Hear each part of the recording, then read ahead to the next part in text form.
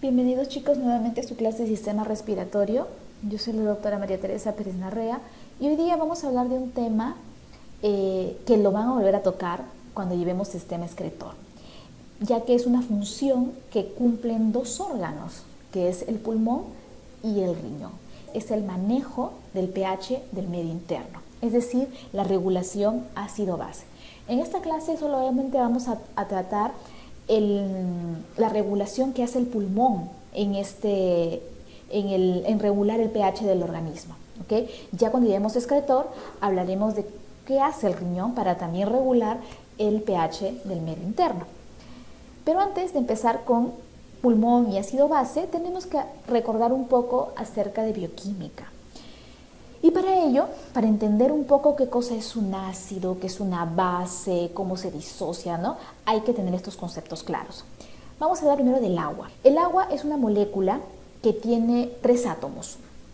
Un átomo de oxígeno y 2 de hidrógeno, ¿no? Y es el famoso H2O, que ustedes ya lo conocen. Cada átomo tiene en su centro una carga positiva, ya que es protón, y en la parte externa, orbitando, tenemos a los electrones, que son carga negativa. El hidrógeno cuando se une al oxígeno forman un enlace covalente muy característico de esta molécula de agua y comparten un electrón que le he puesto acá en amarillo. ¿Ya? Esto, cuando ustedes ven el agua y conocen cómo es el agua, la mayoría de las moléculas están en este estado, unidas con este enlace covalente. Pero hay una pequeña porción, una pequeña parte de estas moléculas que se disocian. El ion es una molécula que tiene carga. Si tú a esta molécula de H2O la divides en, por un lado, un hidrógeno y por otro lado oxígeno con hidrógeno, vemos que estás formando un ion hidrógeno. Este ion hidrógeno tiene carga positiva. ¿Por qué? Porque le has quitado un electrón y por lo tanto tiene solamente cargas positivas. También se le denomina hidrogenión o protón. ¿Ya? Cualquiera de los 3 nombres es válido. El otro ion que se genera es el ion hidroxilo y este tiene carga negativa. ¿Por qué? Porque había agarrado el electrón, el átomo de hidrógeno. Le quita ese electrón y le está sobrando uno. Por eso tiene carga negativa. También se le llama ion hidroxilo, ion oxidrilo o anión hidróxido. Esta disociación que se produce es un producto, ¿no? O sea, tenemos una molécula que en una solución se va a dividir en 2 iones y ese es el producto iónico. ¿Cómo lo podemos expresar matemáticamente? Son a través de la multiplicación pues, de 2 concentraciones. Este Kw significa constante de disociación. La constante de disociación entonces es el número, por así decirlo, de las concentraciones que hay de esos iones en una solución. Por un lado tienes el ion hidrogenión y por otro lado el ion hidroxilo.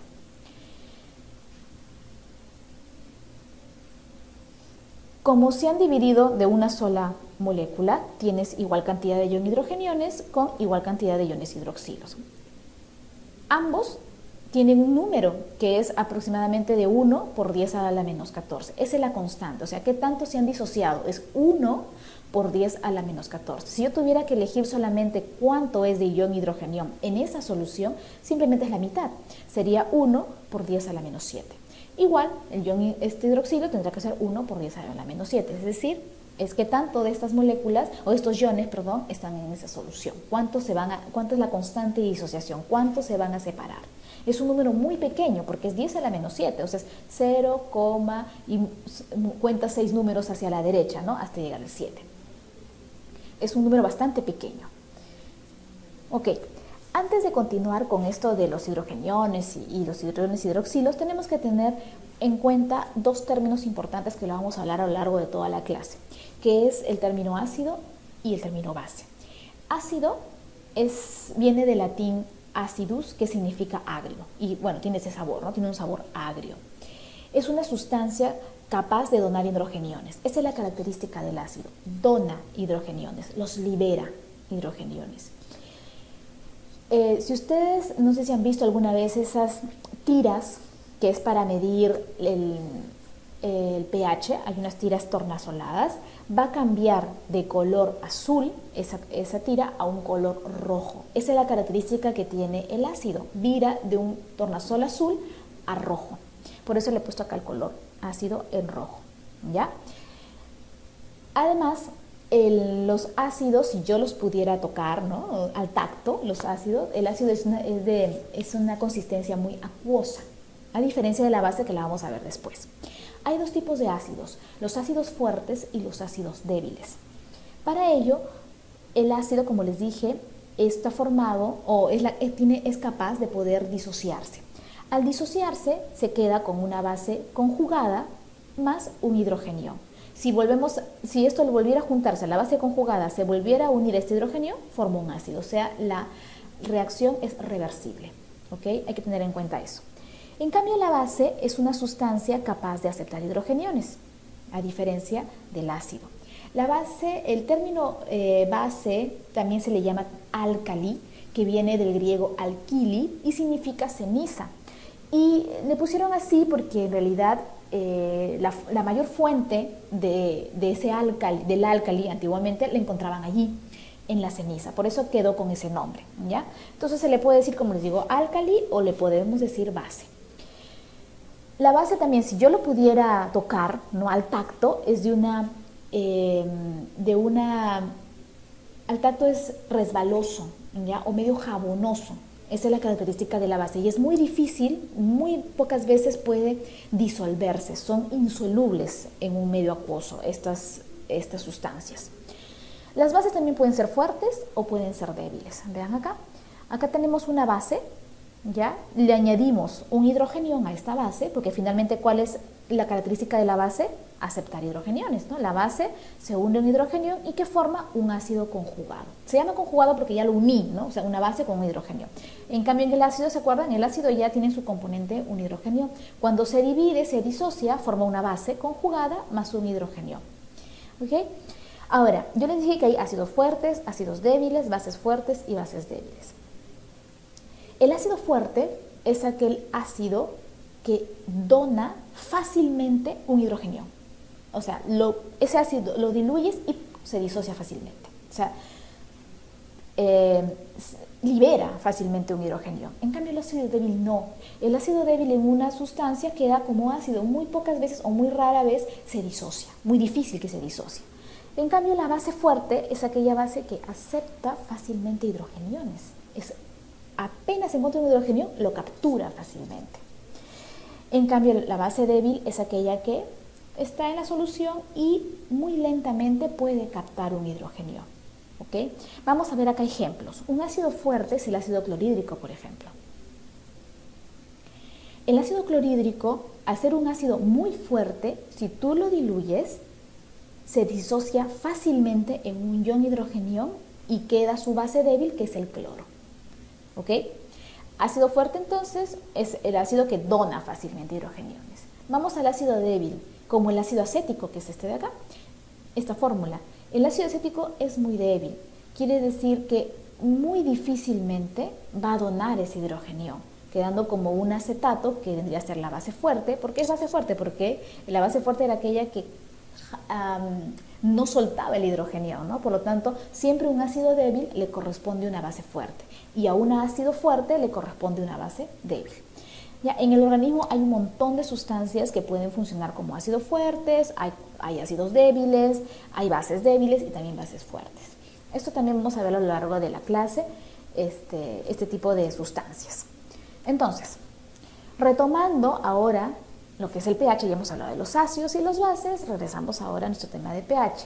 ¿Qué cosa es el pH? El pH es una medición que se hace, pero de la acidez en cualquier líquido. En nuestro caso, ¿no?, en nuestro organismo, no medimos la acidez de la célula, muy difícil de medir. Lo que medimos y lo que nos da una aproximación de cómo está sucediendo, o qué está sucediendo, mejor dicho, en la célula, es a través del análisis de gases arteriales.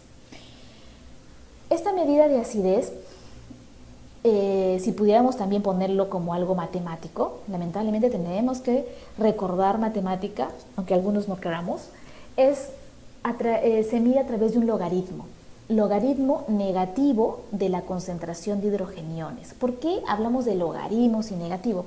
Porque las concentraciones de hidrogenión en nuestro organismo son muy pequeñas, o sea, los niveles de hidrogeniones son bastante pequeños, incluso si pudiéramos ponerlo en números tendría que ser en decimales, y trabajar con decimales, con fracciones, es a veces muy engorroso y puede uno equivocarse al hacer los cálculos. Por eso se considera o se utiliza el logaritmo negativo para poder tener números enteros y poder trabajar mejor. Entonces, la fórmula, acá vemos acá, del pH es el logaritmo de la concentración del hidrogenión, ¿ya? O igual al logaritmo negativo de la concentración de hidrogeniones. Me interesa más son los hidrogeniones que los bases, pero sería igual, lo mismo porque acuérdense que se disocian por igual. Y sabemos que la concentración de hidrogeniones que hemos hablado al inicio era 1 por 10 a la menos 7. Si a esto, a toda esta fracción o esta ecuación le añadimos logaritmo negativo acá, y ustedes ya por matemática, ¿no?, hacen todo el cálculo, te va a salir 7, que es finalmente el exponencial que está acá, 7. Y el pH es 7. En el agua, entonces, el pH de agua es 7 y eso se considera neutro, porque el agua no es ni ácido ni es base. Eso es podríamos decir que el agua es nuestro control, ¿no?, de acidez.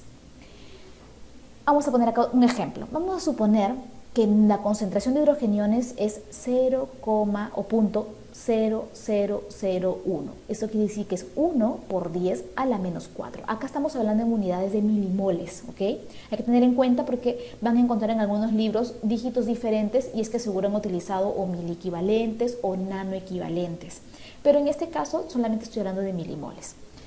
Si el exponencial es igual, finalmente el exponencial es lo que va a dar el pH tendrá que ser 4 en esta solución. Miren acá, 0,01, quiere decir que es 1 por 10 a la menos 2, el pH es 2. Cuando la concentración de hidrogeniones es 1, el pH es 0, porque el logaritmo de 1 es 0. Y cuando miren este hidrogenión es 0,000000, es igual a 1 por 10 a la menos 9, el pH es 9. Esto no me interesa que hagan el cálculo, finalmente no es tan importante el cálculo, pero sí que entiendan esto. Eso quiere decir que, miren, mientras menos concentración de hidrogeniones tengas, el pH es mayor. Ya, ese es el concepto que tiene que quedar. Mientras menos hidrogeniones haya, el pH es más alto. Y acá lo vemos. Para eso tenemos esta escala de pH, que como le digo hay esas tiras, ¿no? Y el neutro es el pH 7, que es el del agua finalmente, ¿no? El agua tiene un pH 7.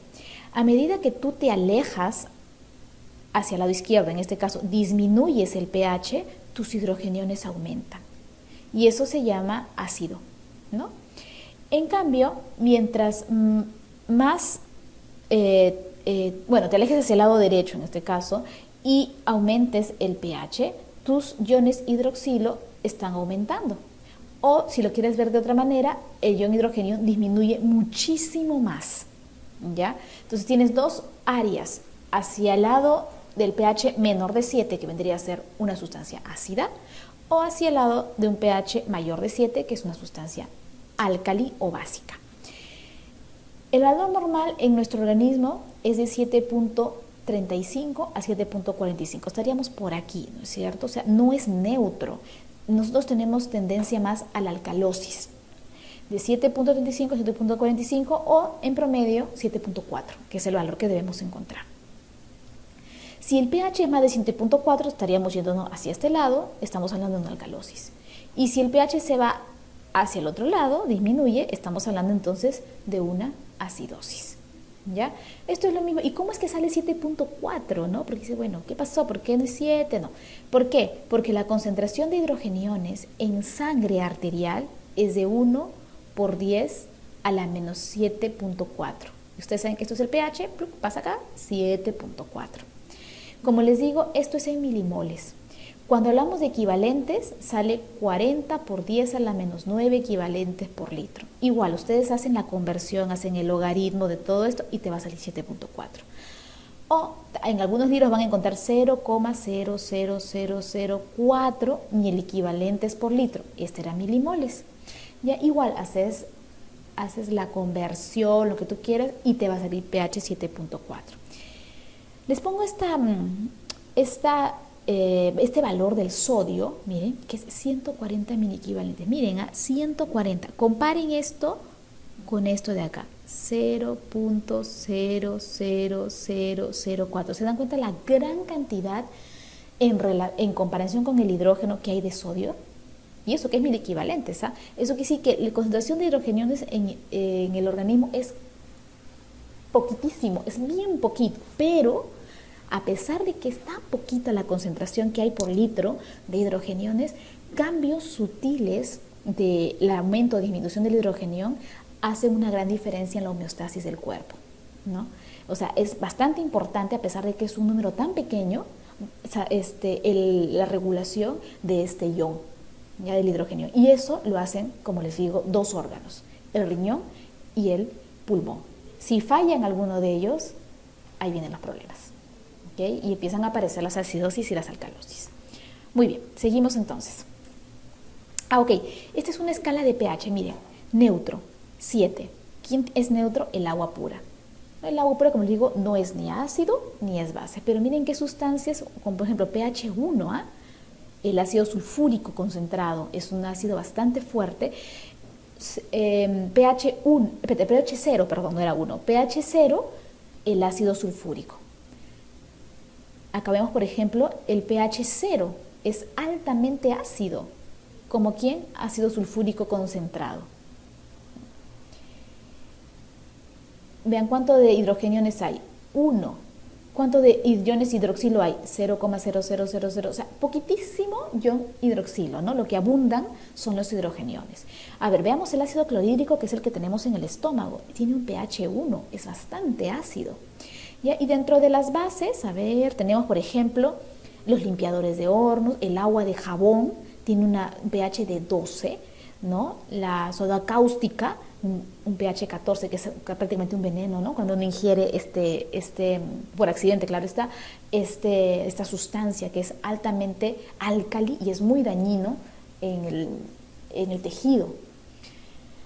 Ok, muy bien, entonces solamente es para que vean que hay una gran cantidad de sustancias que pueden ser ácidas o pueden ser básicas.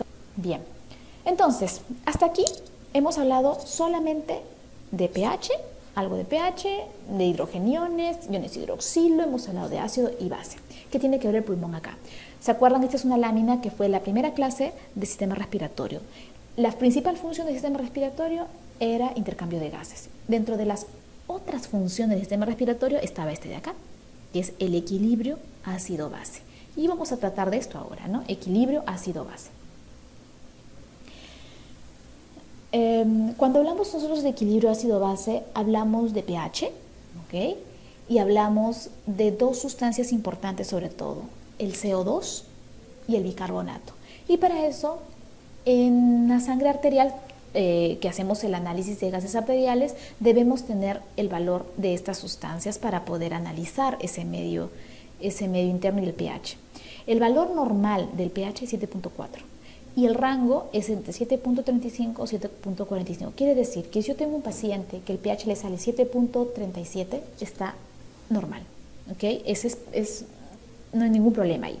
Igual con el CO2. El CO2 es 40. El CO2 es 40, ¿qué? Milímetros de mercurio, eso ya lo saben, lo hemos estudiado. Y el rango que puede ir es entre 35 a 45 milímetros de mercurio. Si el paciente tiene 44, eso es normal. ¿Ya? Igual el bicarbonato lo mides en miliequivalentes por litro y es 24 miliequivalentes, cuyo rango es de 22 a 26 miliequivalentes por litro. Ya cuando varía esto, es que ya tenemos que tener cuidado y ver por qué, ¿no? ¿Qué es lo que está pasando?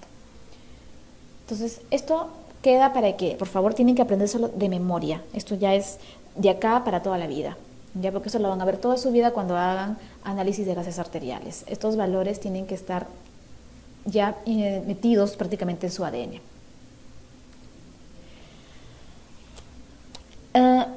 Hay un término que debemos conocer también, que también lo vamos a ver mejor en la parte de sistema excretor, que es el buffer.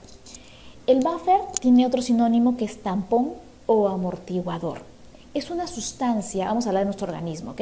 Es una sustancia que hay en nuestro cuerpo cuya función es tamponar el medio interno. ¿Qué significa eso?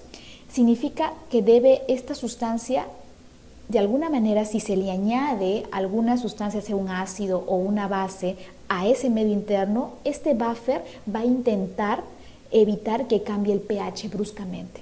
Si cambia el pH es que vienen los problemas. Por eso dice acá, es una solución tamponada. ¿Qué hace? Se resiste al cambio del pH, a pesar de que tú le pongas algo a esta solución, ¿ya?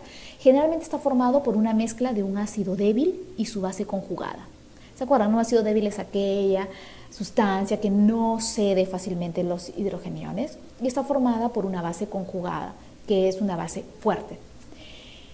O también puede ser una base débil con su ácido conjugado. Estas sustancias las tenemos en el cuerpo, por supuesto, y son las encargadas de que cuando hay algún aumento o disminución de la concentración de hidrogeniones, ellas tamponan esa solución para evitar que el pH cambie y no salga del 7.35 al 7.45.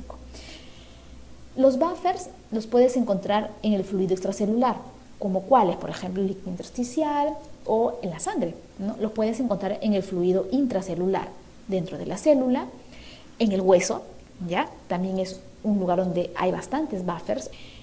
El buffer más importante es el bicarbonato y CO2.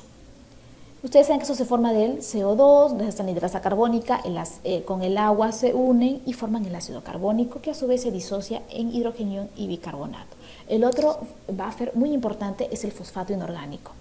Luego las proteínas también, las proteínas se unen a los hidrogeniones, ¿ya? Y con eso bajan el pH, aumentan el pH, ¿no? Hacen que no sea tan ácido. Por ejemplo, la albúmina, ¿no? Tiene bastante lugares de unión para el hidrogenión.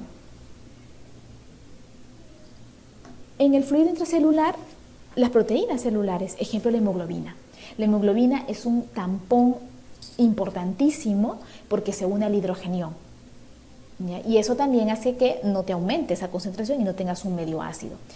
Luego tenemos fosfatos orgánicos, el bicarbonato también dentro de la célula y en el hueso los minerales, fosfatos y carbonatos. Voy a poner un ejemplo, como les digo, esto ahorita no es... Esto lo vamos a ver con mayor detenimiento en la parte de renal, ¿no? Pero bueno, tienen que tener primero noción, al menos de lo que estamos hablando. Tampón bicarbonato CO2 es un ácido débil. ¿Ya? El ácido carbónico es un ácido débil, que bueno, en algún momento se va a disociar, sí, muy lentamente, pero se disocia en hidrogenión y en bicarbonato. Este bicarbonato en el medio externo se une al sodio, ¿ya? Y forma el bicarbonato de sodio, que es una base, en realidad es un álcali, ¿ya? Bicarbonato de sodio. Cuando tú a este medio, a esta solución que tiene bicarbonato de hidrogeniones, le añades un ácido fuerte, por ejemplo, yo le añado ácido clorhídrico a esta solución de bicarbonato de sodio, ustedes saben que el ácido clorhídrico es un ácido fuerte, entonces bota, libera fácilmente el hidrogenión. ¿Qué pasa el ácido clorhídrico cuando se une al bicarbonato? Por un lado va a formar este sodio, se une con el cloro y forma cloruro de sodio. Y luego tenemos que nos queda bicarbonato con el hidrogenión. Ustedes saben que el bicarbonato con el hidrogenión forman el ácido carbónico. Y el ácido carbónico a su vez se disocia en CO2 y agua. Es así como una base, un ácido fuerte se transforma en una base, ¿ya? en CO2 y agua. Y el CO2 finalmente es exhalado por el sistema respiratorio. Ya entonces se dan cuenta que y así funcionan los demás, el fosfato y las proteínas plasmáticas. Como les digo, el más importante es el bicarbonato con el CO2 porque es el más abundante que tenemos. Acuérdense que ese CO2 lo producimos gracias al metabolismo celular. Entonces tenemos gran fuente de CO2 en el organismo. La ecuación de Henderson y Hasselbalch es una ecuación que se utiliza para calcular el pH. ¿Pero de quién? De una sustancia o una solución que está tamponada.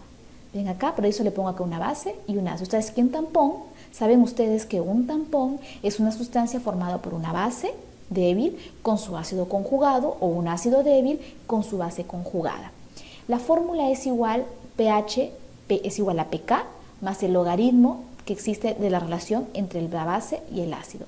El pK es la constante de equilibrio de disociación, o sea, a ese número tenemos igual cantidad de base e igual cantidad de ácido, ¿ya? De pK. En nuestro medio, el tampón más abundante es el bicarbonato con el ácido carbónico o bicarbonato CO2. ¿Por qué le ponemos ácido carbónico y no CO2? Bueno, eso depende de la literatura. ¿Por qué? Porque finalmente ese ácido carbónico va a ser disociado en CO2 y agua, ¿no? Entonces, acá, por ejemplo, le han puesto CO2. Es lo mismo, ¿ya? Entonces, pH es igual a pK más el logaritmo de la concentración de bicarbonato y ácido carbónico. Acá, si ustedes ven, los dos son concentraciones, ¿ok? Por eso es que es bicarbonato y ácido carbónico. Si yo a este ácido carbónico lo quiero pasar a presión de CO2, tengo que multiplicarle este factor, que es el factor de solubilidad, ¿se acuerdan? 0.03. La multiplicación de estos me daría la concentración en miliequivalentes, pero como yo no mido el CO2 en miliequivalentes, sino en presión, porque es un gas, en este caso presión, por eso tengo que multiplicarle el 0.03. Vean entonces que el pH es igual a 6.10, el 6.10 es el pK. Entonces, como ven acá en la fórmula, depende de dos factores.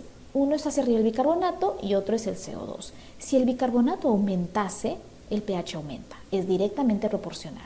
Si el CO2 aumenta, el pH disminuye, inversamente proporcional, y lo contrario sería también igual, ¿no? Si el bicarbonato disminuye, el pH disminuye, y si el el CO2 disminuye, el pH aumenta. Entonces, sabiendo esto, ustedes saben que el CO2 lo maneja el pulmón, ¿ya? Y el bicarbonato lo maneja el riñón. Entonces, lo que vamos a hablar hoy día, sobre todo, es de esta parte. Cómo es que se produce la acidosis y la alcalosis respiratoria, porque el problema aquí sería pulmonar y no un problema de tipo metabólico, como el de acá. Si la lesión o el problema es acá en CO2, se llama una alcalosis o acidosis de tipo respiratoria.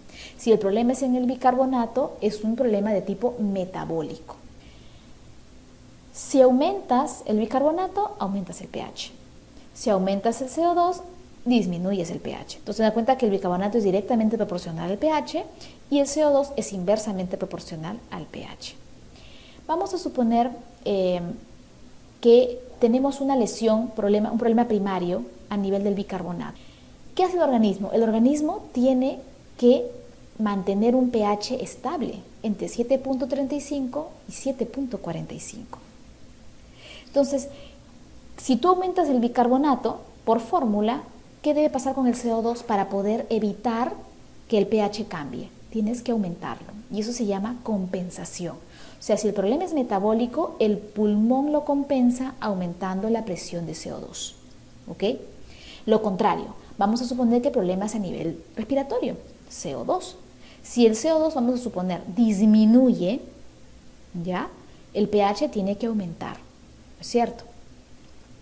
Pero yo tengo un mecanismo de compensación que lo hace el bicarbonato. Si el CO2 disminuye, el bicarbonato tiene que disminuir para poder conservar un pH adecuado. Y eso se llama compensación renal, porque esto lo maneja el riñón y esto lo maneja el pulmón, ¿ya? Entonces, hoy día lo que vamos a ver es sobre todo el problema primario en el pulmón, que es el manejo del CO2.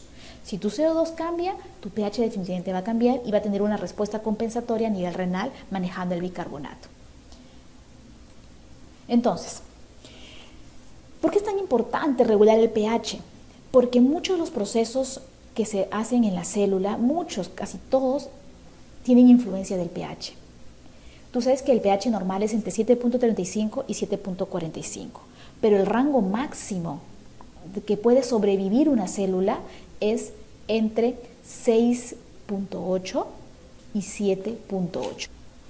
Ok, el balance ácido-base se refiere sobre todo a la regulación que existe de la concentración de hidrogeniones, que cuando estas varían van a provocar alteraciones.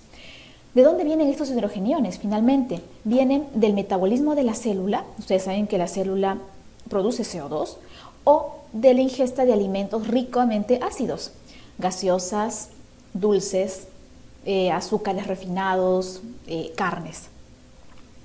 Entonces, estos los van a metabolizar la célula y van a producir sustancias ácidas.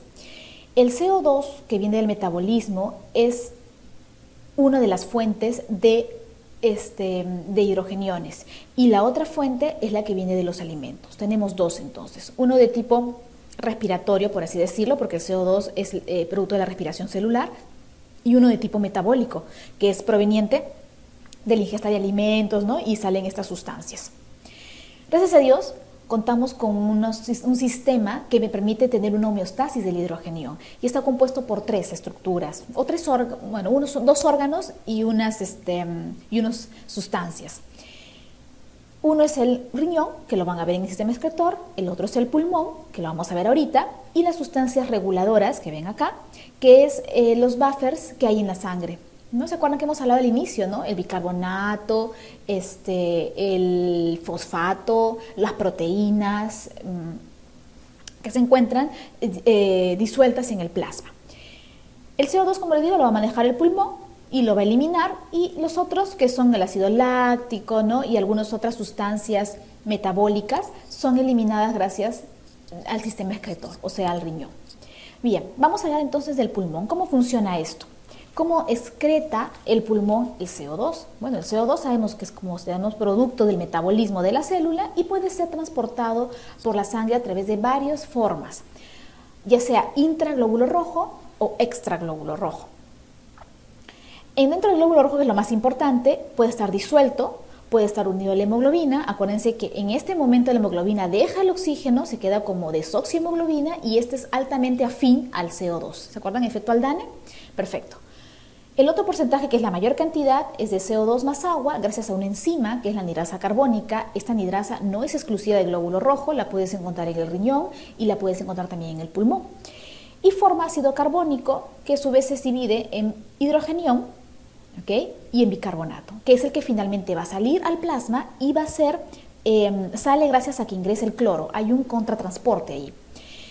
El otro porcentaje va disuelto en plasma, un CO2 que puede estar unido a proteínas, que es muy poco, y el otro CO2 que también se une al agua, pero esta vez lo hace de una forma muy lenta, porque no hay anidrasa carbónica. La anidrasa carbónica permite que esta reacción sea bastante rápida, pero acá lo hace lento, pero bueno, se forma, poco, pero se forma.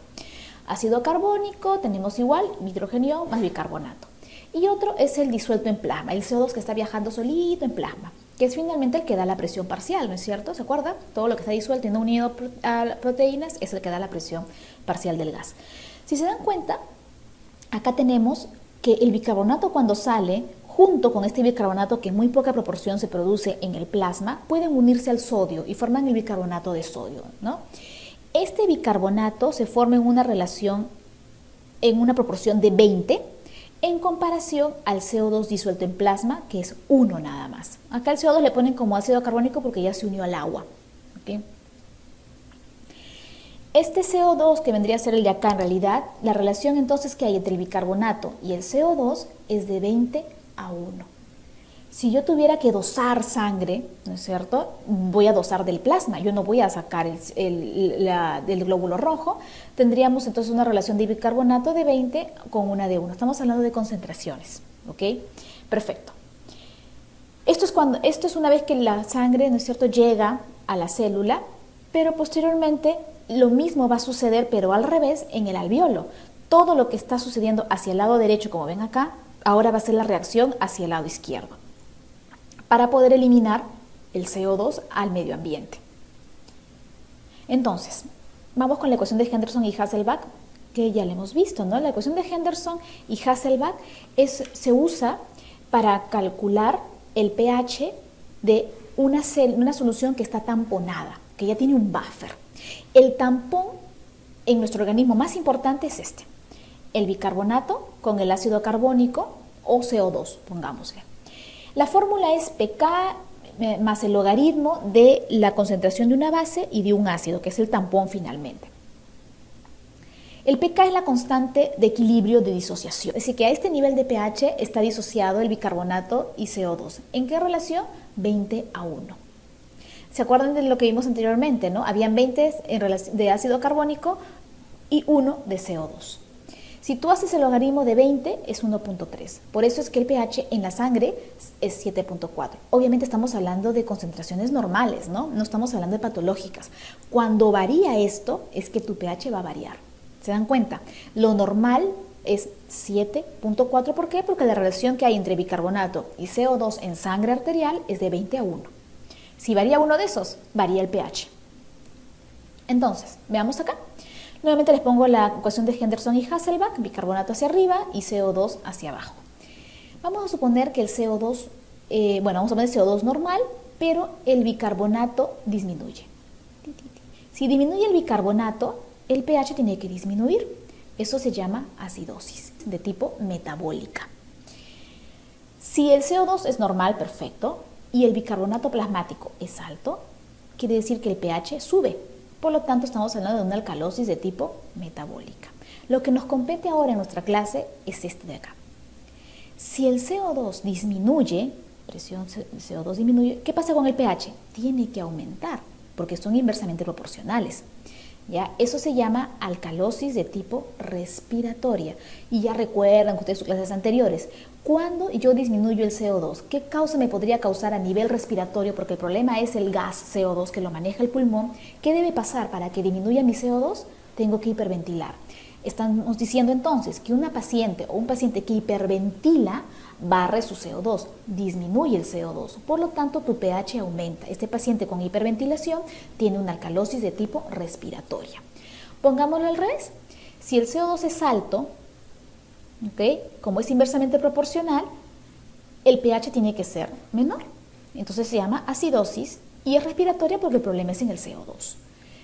¿Cómo hago yo para tener más CO2 en sangre? Hipoventilo. Pacientes que hipoventilan por alguna patología hacen acidosis de tipo respiratoria. ¿Ok?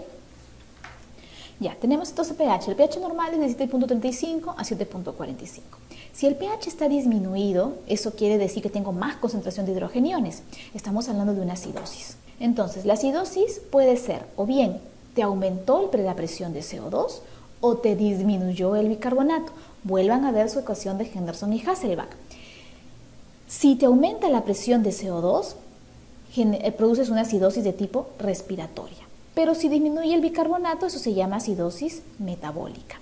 ¿Qué pasa a lo contrario? Vamos a ver el pH 7.4. Estamos hablando de una alcalosis, estamos de acuerdo. Solamente tienes dos opciones para tu pH aumentarlo. O bien, has aumentado el bicarbonato, que es una base, o has disminuido el CO2, que es un ácido.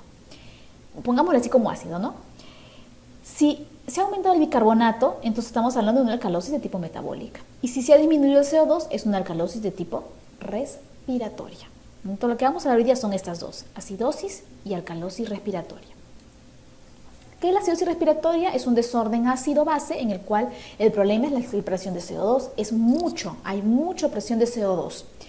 Hay dos tipos, la aguda, cuando tiene breve duración y es la respuesta compensadora es limitada.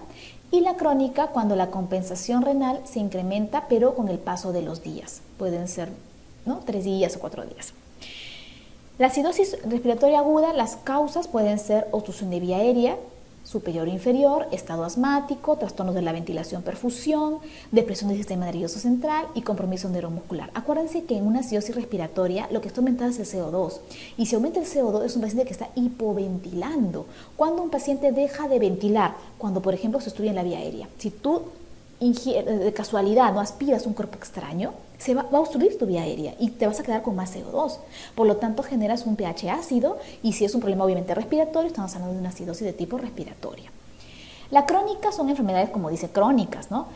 POC, enfermedades neuromusculares crónicas, síndrome de la apnea-hipopnea del sueño, que es la enfermedad de Pickwick, o anormalidades en la mecánica de la pared del tórax, en el cual tú no puedes, tus músculos probablemente, no sé, lo que haya pasado en ese momento, no puedes ventilar y terminas haciendo hipoventilación. Y si hipoventilas, aumentas la presión de CO2. Las mixtas, ¿qué cosa es una acidosis mixta? Quiere decir que tienes un problema tanto respiratorio como un problema tanto metabólico. ¿Ya? Las causas son paro cardiorrespiratorio, EPO complicado, y toda la lista que ustedes ven acá. Acá lo vemos. Entonces, la acidosis respiratoria puede ser aguda o crónica. ¿Cuál es el trastorno primario en una acidosis respiratoria? Tiene que ser el CO2, definitivamente. No puede ser el bicarbonato, porque el problema es respiratorio. Si aumenta la presión de CO2, haces una acidosis respiratoria. Puede ser aguda o puede ser crónica. ¿Cuál tendría que ser la compensación? Acuérdense nuevamente de su ecuación de Henderson y Hasselbalch. Si tú tienes mucho ácido, ¿qué tendrías que aumentar para que el pH no te varíe? Aumentar la parte álcali, que es el bicarbonato. Por lo tanto, la compensación tendría que ser aumentar la concentración de bicarbonato. Eso lo hace el riñón, ¿ok? Y la regla es este.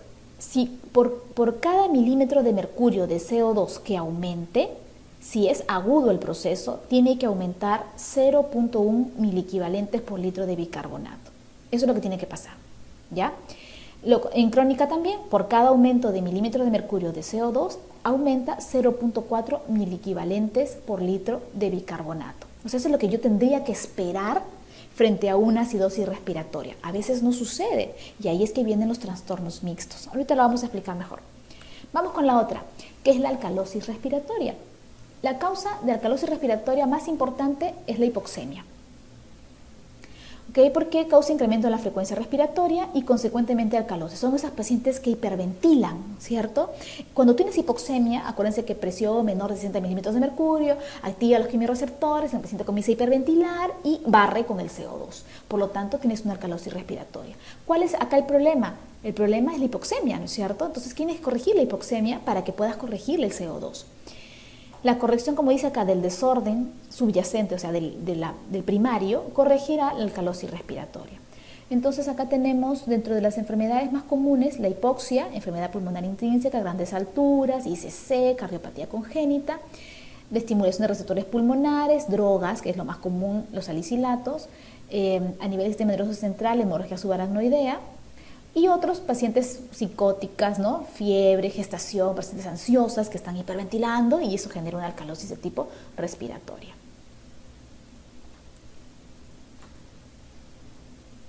Y acá lo tenemos. En la alcalosis respiratoria, ¿cuál es el problema primario? Disminución del CO2, ¿no es cierto? Puede ser agudo o puede ser crónico. Y por lo tanto, si yo disminuyo el ácido, ¿no? Me produce alcalosis. ¿Cuál sería mi compensación? Mi compensación es que tenga que disminuir el bicarbonato, que es una base, ¿no? Entonces, si disminuyo el ácido, produzco alcalosis. Estoy alcalótico.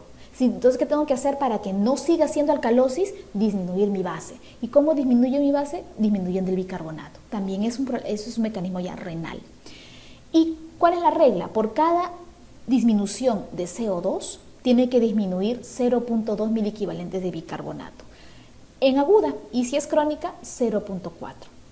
¿Cuál es el tratamiento? Corregir la causa subyacente, ¿no? ¿Se acuerdan? Si es hipoxia, corrige la hipoxia o la hipoxemia. Raramente amenaza la vida y si es un paciente que está hiperventilando, hiperventila, que es la paciente ansiosa, ¿no? Que pueda venir a la emergencia, tienes que reinhalar, o sea, que reinhale ¿qué? El CO2, porque lo que está perdiendo es el CO2. Y creo que me olvidé del tratamiento de la acidosis. Vamos acá. El tratamiento de la acidosis era tratar la causa desencadenante, claro, ¿no? Y restaurar la ventilación alveolar, porque es un problema de que no está ventilando este paciente, está hipoventilando. Por lo tanto, lo que tienes que hacer es restaurar esa ventilación para que no siga reteniendo CO2. Ok, ahora sí, pasamos acá. Perfecto. ¿Cuáles son los trastornos ácidos bases mixtos? Es decir, son aquellos que pueden ser combinación de todo. Son muy frecuentes en el paciente crítico, o sea, rara vez, o sea, en los pacientes que están ya muy mal, ¿no? Rara vez tienes un desorden ácido-base puro, generalmente está combinado. Es la presencia simultánea de dos o más alteraciones ácido-base, considerados, dice erróneamente, como respuestas compensadoras. Cálculos de compensación, supera los topes, no apropiado en sentido o en relación al tiempo evolutivo. Ahorita lo explico mejor. Y no pueden coexistir dos trastornos respiratorios diferentes. Claro, es imposible que exista una acidosis respiratoria con una alcalosis respiratoria.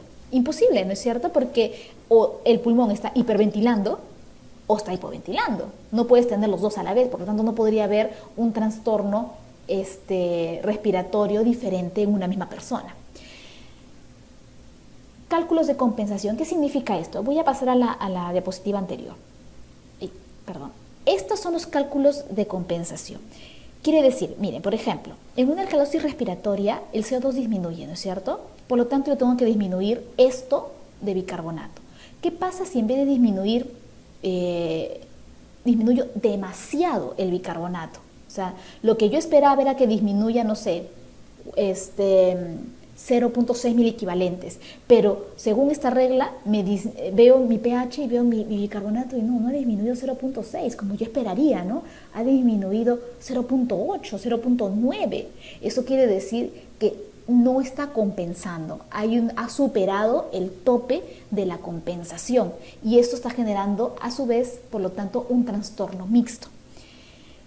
Ejemplo, acidosis respiratoria con acidosis metabólica. ¿Puede suceder? Puede suceder. Puede ser también acidosis respiratoria con alcalosis metabólica, alcalosis respiratoria con alcalosis metabólica o alcalosis respiratoria con acidosis metabólica. Pero nunca vas a tener una acidosis respiratoria con una alcalosis respiratoria. Imposible. Igual en metabólica. Nunca vas a tener una acidosis metabólica con una alcalosis metabólica. ¿Ok? Vamos a hacer un ejemplo para que entendamos, ¿ya? Acá tenemos un resultado de un AGA, porque finalmente vemos estos valores en el AGA, ¿no? Entonces, tienes el AGA y ahora ¿qué hago? Dice, ¿cómo leo el AGA? ¿Cómo hago? Bueno, para eso hay ciertos pasos y órdenes. Así como tienes pasos para leer un EKG, pasos para leer una radiografía de tórax, igual, en el AGA también tienes pasos. El paso 1 es ver, ¿es el pH normal? ¿Está bien o está anormal? ¿No? El otro es, vemos los dos componentes del buffer. ¿El CO2 es normal o no? ¿El bicarbonato está normal o está alterado? ¿Concuerdan el CO2 con el bicarbonato en el pH? O sea, ¿ese pH ácido es por este CO2 o por el bicarbonato? Es lo que te está diciendo. El CO2 o el bicarbonato va en dirección opuesta al pH. Ahorita lo vemos. Y hay presión de oxígeno y la saturación si no está normal o está alterada. Ok. Vamos a hacer entonces el ejemplo de acá, de este paciente. Veamos, lo ponemos acá nuevamente. Primero, ¿está el pH normal? Veamos el pH 7.28, ok, no está normal. Está menos de 7.35, por lo tanto, estamos acá. Acidosis. ¿Okay? Hasta ahora tenemos un paciente acidótico. La acidosis puede ser metabólica o puede ser de tipo respiratoria. No hay más. Vamos con la siguiente pregunta. ¿Está el CO2 normal? Busquémoslo. 53 milímetros de mercurio. ¿Cuánto es lo normal? De 36, ¿no es cierto? O 35, perdón, a 45. Muy bien. Eso quiere decir que mi CO2 está acá, más de 40. Por lo tanto, hasta ahora me inclino que es una acidosis de tipo respiratoria. Bien. Veamos el bicarbonato. ¿Está normal o está alterado? A ver, busquemos. Acá está, bicarbonato. Tiene 24. Está normal, ¿cierto? Entonces el problema no es el bicarbonato. Mi problema para que el pH haya disminuido ha sido mi CO2. Por lo tanto, estoy dentro de una acidosis respiratoria. ¿El CO2 o el bicarbonato van en dirección opuesta o no al pH? Ok, la otra pregunta es, ¿el CO2 o el bicarbonato van en dirección opuesta o no al pH? Ya hemos quedado que nuestro problema es respiratorio, ¿no es cierto? Aumenta el CO2 y el pH baja. Perfecto. El bicarbonato. Para que haya compensación, ¿cierto? El bicarbonato tendría que aumentar. Muy bien. Para que mi pH aumente. Entonces, ¿qué sucede aquí? Vemos que el bicarbonato está en 24, no ha cambiado para nada. Eso quiere decir que el bicarbonato no se ha movido y si no se ha movido, no ha compensado. Por lo tanto, estamos en una acidosis de tipo respiratoria, no compensado o pura, por así decirlo, con hipoxemia. ¿Por qué hipoxemia? Porque tiene presión de oxígeno, ¿cuánto? 50 milímetros de mercurio, bastante bajo, con una saturación de 84%. ¿Ok? Vamos a ver otro ejemplo. Listo. Acá hay otro. Tenemos un pH de 7.48. Primero, ¿está el pH normal? No. Más de 7.40. Por lo tanto, estamos en una alcalosis. De acuerdo. Puede ser una metabólica o puede ser una alcalosis respiratoria. Vemos la presión arterial de CO2. ¿Está normal? No, está disminuida. Veamos acá. Si está disminuida, eso quiere decir que mi ácido ha disminuido, ¿cierto? Y el pH ha aumentado. Eso quiere decir que el problema es una alcalosis de tipo respiratoria. ¿Por qué no puede ser una metabólica? Porque miren, la metabólica, el bicarbonato está en 18, ha disminuido. Si tú disminuyes a la base, que es el bicarbonato, tu pH tendría que ser ácido, ¿cierto? Pero está siendo básico, es álcali. Por lo tanto, el problema no es metabólico, el problema es de tipo respiratorio. Muy bien, vamos a suponer que este es un proceso crónico, ¿ya? Si es un proceso crónico, por cada disminución de CO2, debe disminuir 0.4 miliequivalentes de bicarbonato. Muy bien, ¿cuánto ha disminuido? 40 más o menos es de CO2, ¿no? 40 menos 26 aproximadamente unos 14 milímetros de mercurio. A este 14 multiplícalo por 0.4, sale 6.4 miliequivalentes por litro que debería disminuir el bicarbonato. ¿Cuánto es lo normal de bicarbonato? 24. Muy bien, 24 menos 6.4 me sale 17 punto y algo, casi 18, que es lo que vemos acá. Por lo tanto, este AGA es de una alcalosis respiratoria, ¿okay?, que está compensando, pero parcialmente. ¿Por qué no totalmente? Porque el pH está alterado. Se habla totalmente cuando el pH está normal, pero acá no, el pH todavía sigue alterado. Por lo tanto, esto es una alcalosis respiratoria, miren, está parcialmente compensada, porque yo estoy viendo que lo que ha disminuido de bicarbonato es lo que estoy esperando, lo que he calculado con esta regla que ven acá. ¿Ok?